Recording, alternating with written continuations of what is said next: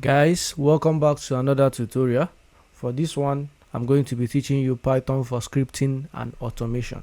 I'm going to take a beginner class for this, break it down in such a way whereby at the end of this video, you should be able to understand how to use Python for doing automation. Without further ado, let's begin. If you have ever wanted your computer to do the boring stuff for you, like renaming hundreds of files, organizing folders, pulling data from websites, or sending automated emails, this is the class that shows you how to do it. What I'm going to do for you at the end of this video is going to put you through how you can be able to use Python to achieve all of this. What is scripting? Before we write any Python code, I want you guys to understand the idea behind scripting. A script is simply a text file that contains instructions the computer can follow. It can be anything. Take note. There are instructions for your computer to follow them. Instead of you doing things manually, like opening of files, clicking buttons, copying things, a script does all these steps for you automatically. That is what scripting is all about. And luckily for us, Python is a scripting language. So every time we write like a .py file, we are writing steps that our computer will carry out for us. Let me quickly open up a note.txt. While I explain, I can be writing down things to help you guys understand. I have said that a script is a set of instructions for your computer to follow. Now, what is automation? Automation simply means letting computer handle repetitive tasks for us. Automation equals to repetitive tasks that are not manual but automatic. For example, organizing files. Another example is reading books for us. Another one is talking to websites. There are so many of them, even sending messages for us on our behalf at a specific time, scraping information as well. There are so many of them, even filling forms. All these things are things we can do with automation. Why is it important for us to use automation for some stuff? It is important for us to use automation to avoid time wasting. And another important aspect of this is also to avoid making mistakes. Now with automation we can avoid this. This is because computers are programs. They don't make mistakes like human beings. Human beings, we are not perfect people. We can make mistakes. But with automation we can actually avoid these mistakes once we give computer the right programs, the right instructions to follow. Python shines here because it has easy to use modules. When I mean modules, I mean like it has quite a lot of built-in libraries that can help us to handle most things every time. So when it comes to automation, this is where Python shines. This is also the reason why Python shines in AI, because of so many modules that it has that can help it to automate stuff. I'm going to be explaining the logic behind automation by creating our first Python script to illustrate this. We're already in our editor and we can start creating our first automation process, which is a script that follows instructions for us. Now I'm going to create a file. I'm going to call it tutorial. Let's just do my scripts.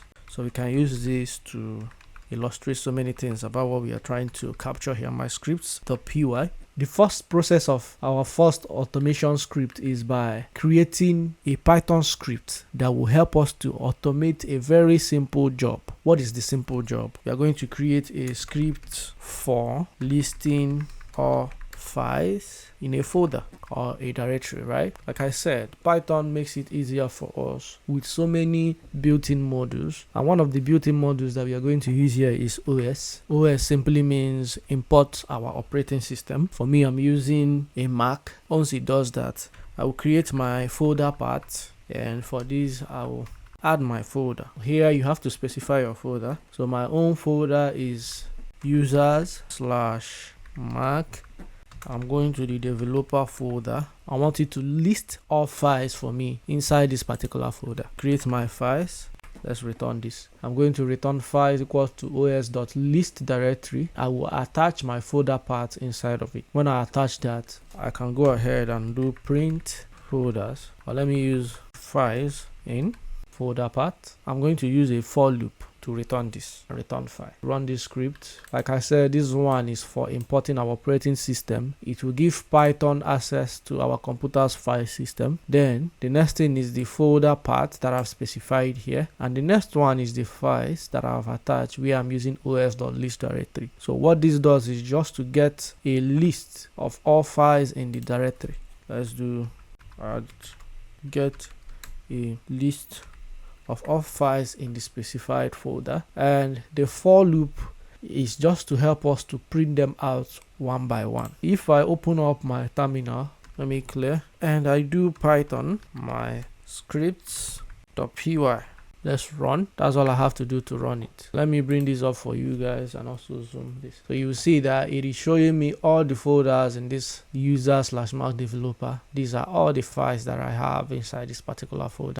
So it's as simple as that. You can see that with this we have been able to automate this stuff without having to go to that folder to be able to know the different files that we have in this folder. Within few minutes we have been able to figure this out. I'm going to take you to the next example of how we can use Python for automating. I'm going to take another different example how to implement this. So this one is for listing of all files. Comment this out. We can maintain using this particular script to test our examples. The next example is to use Python to now do like a real automation. What we have done here is just to write a script that was able to help us to list out different files in a folder. I'm going to show you an example for a real automation project.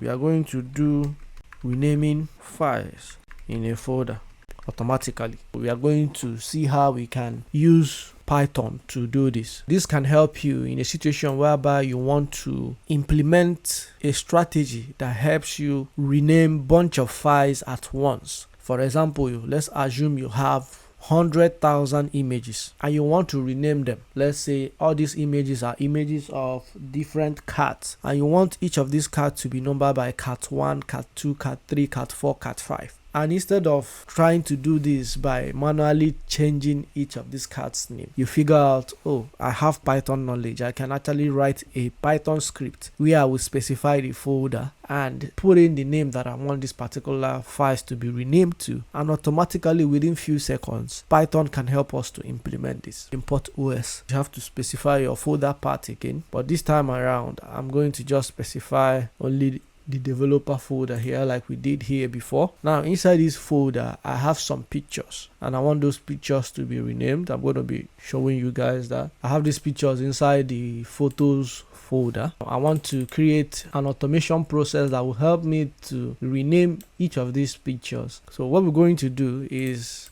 add the folder here, photos, right? The next thing is to then use a for loop to get the index. Thereafter we'll iterate inside each of these folder and rename the picture. For index file name, comma, and let's do enumerate, and I will use the OS we imported, os.list directory, and inside the list directory I'll add my folder path. With this we'll go ahead and do old path. So for this my old path I will do os.path.join. I will specify my folder path, then the file name, then I will do my new path where I will do os.join the folder path to rename it as photo.jpg. Should it only be .jpg because we might have different other images that are not JPG. Okay, so how do we specify it to cater for all different kinds of images? That way we'll be on a safer side. Okay, so what I'm going to do is, after specifying this old part here,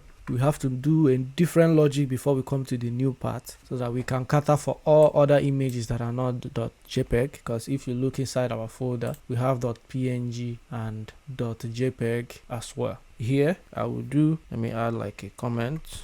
I'll create a variable to extract the new file extension. For example, if we have .jpg, .png as we have, we can all cater for that. Name, then extension, and I will do equals to os.path.split test and I will attach the file name inside of it, so that for the new path we'll then do os.path.join my folder path. Then inside this index I will add the extension inside instead of specifying it. As simple as that. With this method we can then go ahead and do os.rename my old path and my new path. With this we can go ahead and print renamed once it is done. It should not be under the for loop. Okay, we can try this example and see how this is going to work. That's clear. With this script, you can rename hundreds of files instantly. That is the power of automation. It makes computer to do repetitive work instantly for you instead of taking so much time to do it. How do we run? We'll do the same thing we did before. Python my script.py. We hit enter. Good. You see, everything happened within seconds. Renamed. Now, if you go back to this folder, you'll see that our images have renamed. We now have 7, 5, 8, 2, 6, 3, 0, 4, and 9. All our pictures have been renamed properly. And you can do more harder stuff with automation, but I don't want to be taking you guys to the hard part without understanding what you're doing. This is just like a very simple illustration to explain how you can use Python script for automation. So what I'm going to do is to now do more example for you guys. The next automation example that we are going to do is to move files automatically. We are going to use a script to move files automatically. So this example is for a real Python automation, and this one is for renaming files. I can comment this out so we can do another one for moving files automatically. The next example is moving files automatically. The first step is to import operating system, but now we are going to import another thing. We'll import shuttle. That's how I call it. Now, the reason why I'm importing shuttle is because this is a module for copying, moving, archiving, and removing files and directories. So it's a high-level file operations module for moving files. We have to do two things now. First, we'll specify our source, then we'll also specify our destination folder. So our source is going to be from developer. So if you come to the developer, let's come back here. I want to move all these files and I move it into these PDF files, right? There's nothing inside the PDF files. So if we come back here, my source is developer. We'll move PDF files in developer, only PDF files, because if you do not specify, it can move all of these and put it into PDF files. Move files automatically in bracket. The destination folder will be inside the same developer for PDF-files, right? We'll close. It's as simple as ABC. I will do for file, can do file name as well. In operating system.list directory, we will attach our source folder here. We will do if file.ends with .pdf. I'm going to use shuttle to move it, and inside it we will do os.path.join source folder file. Then we will just specify the destination. Instead of all this long thing I'm putting here, I will put this destination folder here. Once that is done, we can then return a print that says moved once our for loop has done the job. It's as simple as ABC, just with how many lines of code? 1, 2, 3, 4, 5, 6, 7, 8. With 8 lines of code, we can be able to move a bunch of files from one particular folder to another folder. You don't need to be doing it manually. Just use Python script to automate so many things on your system. Okay, well, we can say PDF moved to destination folder. With this, it will help you to make your folders to look clean. Imagine if you're somebody that work with a bunch of big files every day on your system, you can schedule this script to run on a daily basis on your system. So let's try to call on this script again and see what happens. PDF files moved. If we come back here, you will see that the files are no longer here, but they are now inside our PDF files. You have seen how you can move files with a Python script automatically from one folder to another folder within seconds. The next example is going to be to read CSV files. I'm going to copy a file. It has a bunch of files, and I'm going to create a script that will help us to pick each of the row, right? We need to import OS, but for this specific case, we don't need to import OS. All we just need to do is that we have to import CSV. I'm going to first of all show you how, if I want to read all the rows in this particular file, how I can use it to achieve that. So let me show you a very simple illustration of how to do this. We'll do it open, specify our data is people dash 100 then .csv. I want to open this. I want to open it as a file, right? And inside with open we'll do reader. For the reader I will do equals to csv.reader, the file. Then I will use for loop to do for row in reader print row. So if I go ahead to run this script, it is going to print all the rows for me in this particular file. So I want to do beyond just rows, change some of the logic we have done. We'll still use with open. I'm going to change this to help us to read CSV into memory. We'll then do with open people's as file. I will go ahead and do rows, right? For my rows, I will do it to be equals to list. I want it to be a list. Then csv.reader, the file. Now the next step I'm going to take is to modify specific rows and columns. I want to show you guys like an example of how to do that. Let's say we want to modify any of this specific column, right? Look at the file from here. So some of the, if we want to specify anyone, we can modify it, but I want to modify specific row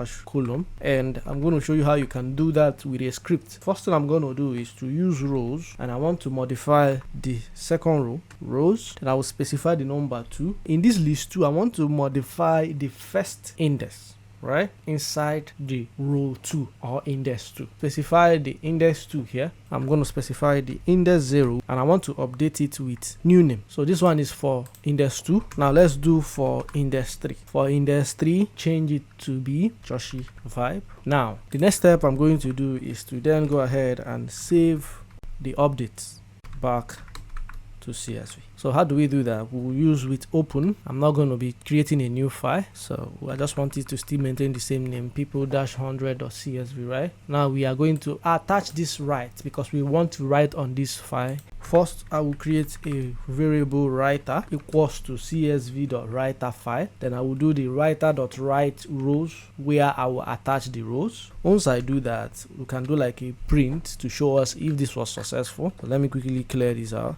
and let's run the script again.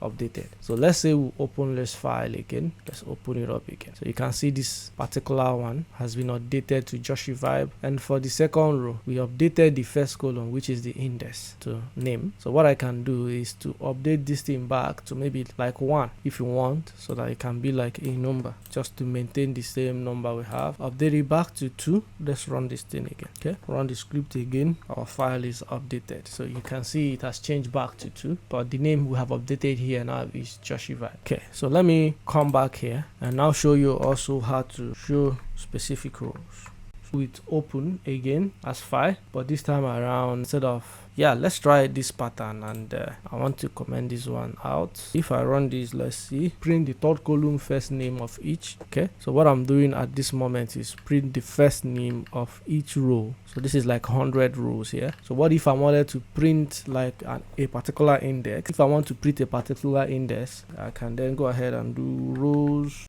list. Let me show you what this will return for me. It is returning the first row. Which one is the first row here? This is because Python does not count from 1. So but let me do this to be 5. Let's see what it is going to return. It's going to now return the 1 in. But if we do -1, let's see. Okay, it's going to return the 1 in 4. Well, what if I just print the index row? And the reason why it's showing how many here is clear. Let me print it again. It's now returning for me the row 5 because I specified the exact number I wanted to return. But if I do -1, it's going to return for me the 144. If you count 1, 2, 3, 4, that is what you see here. This is just like a typical way. If you wanted to print the particular row, you can just specify the row here.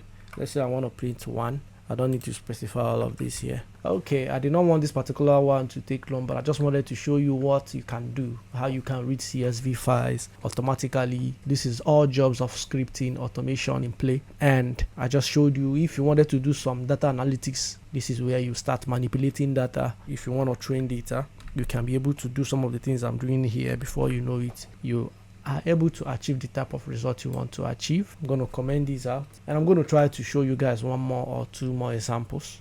Okay, so I'm going to show you guys 2 more examples. The next example I'm going to show you guys now is talking to website APIs automatically. So how do we do this? I'm just going to use a very simple example with GitHub. For you to talk to website APIs automatically with a script in Python, we'll use request we'll import requests. Like I said, there are so many built-in models in Python that can help you to automate a whole lot of stuff, and all we have been doing here is just using some of them. So I'm going to import request, and the first thing I'm going to do is to say response equals to request.get. We are going to get the particular endpoint we want to do, and I'm going to be using https:// then I will use the API of GitHub, github.com. Then I'm going to specify particular endpoint. I'm going to use my name, Joshi Vibe here. All I want to do is to pull up my data from the API, and I can specify the particular data I want to do, response.json. You can go ahead and print the data if you want. I want to print the GitHub stats if you want. I want to show you guys how I can print my GitHub stats. For user Joshi Vibe, print my public repos. This is how I'm going to pull it. But before we print the public repo, I want to show you my name, and we'll get my data, get my public repos, data public repos. Let's also pull up the followers, also pull up the people I'm following. What else? My bureau and my location. So we can stop with this. Let me show you how this works. So if I run the script again, let's see what we are going to have. Okay, we are having a particular error. It said failed to connect to this particular API, https://api. Okay, so you can see the mistake. Instead of dot, I use slash there. It should be api.github.com, then /users, then my name. I'll clear out this and let's run again. Okay, so you can see how I have managed to pull out some information with this. It is showing me my ID, my node. Okay, it's showing me a bunch of information. Let me remove some of this information. This is because I'm printing this data. I don't want all of that to be showing. Good. So now I have been able to show my GitHub stats, Joshi Vibe, my public repo is 39. I have 30 followers. I'm following 4, and my location is Lagos, Nigeria. Okay, so you see all these things. I'm not going to GitHub to pull them out. Okay, this is how you can use Python to automate stuff, communicate to your website's APIs automatically. This did not take us nothing less than few seconds to be able to achieve what we have done here. I'm going to show you how you can use Python scripts to browse your website automatically. We are going to just do like a very simple example, call it browser automation. So we are going to be using Cilium. If it doesn't work, you have to install Cilium, but let's try first. I think I have it on my virtual environment, but if I don't, I will automatically do that. We're going to import WebDriver, and we are going to import cilium.webdriver.common by, so we can use it to do that. So I just want to show a very simple illustration of how you can keep the browser open automatically. So we have imported the two new things. So the first thing I'm going to do is to set options to be WebDriver.Chrome options, and I'm going to add options.add argument, but I'm going to use add experimental option, options.add _ experimental option, where I want to specify detach so that this will automatically open. I want it to be true. Let me close this. Don't need any of this anymore. Once I do this, it's going to help me to keep Chrome open after the scripting finishes. The next step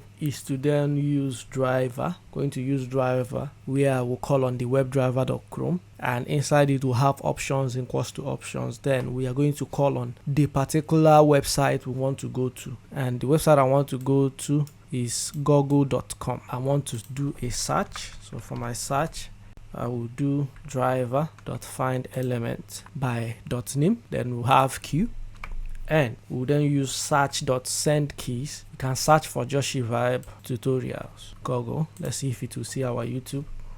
Then I will do search.submit.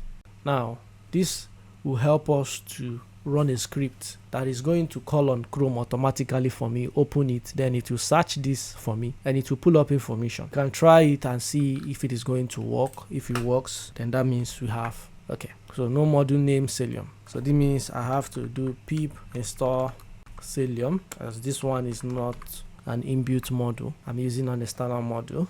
So you run pip install Cilium. Okay, so now I'm gonna clear and we'll call on the script again. Let's see. Boom.